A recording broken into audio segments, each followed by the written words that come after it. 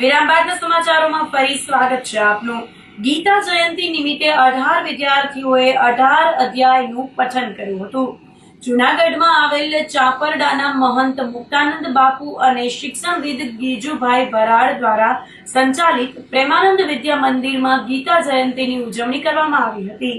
સંસ્થાના director doctor Matang પુરોહિતે જણાવ્યું હતું કે ગીતા જયંતિની ઉજવણીના ભાગરૂપે ક્વિઝ યોજાઈ હતી, જેમાં 1200 થી વધુ વિદ્યાર્થીઓ જોડાયા હતા। ક્વિઝ પૂર્ણ થયા બાદ તુરંત જવાબ આપી દેવામાં આવ્યો હતો, જેથી જરૂરી માહિતી મેળવી શકે। આ ઉપરાંત ગીતાના 18 અધ્યાય હોય, અંગ્રેજી અને ગુજરાતી માધ્યમના 18 વિદ્યાર્થીઓએ 18 અધ્યાયની ટૂંકમાં પ્રસ્તુતિ કરી હતી, જ્યારે 30 વિદ્યાર્થીઓએ ગીતાના વિવિધ શ્લોકનું પઠન કર્યું હતું।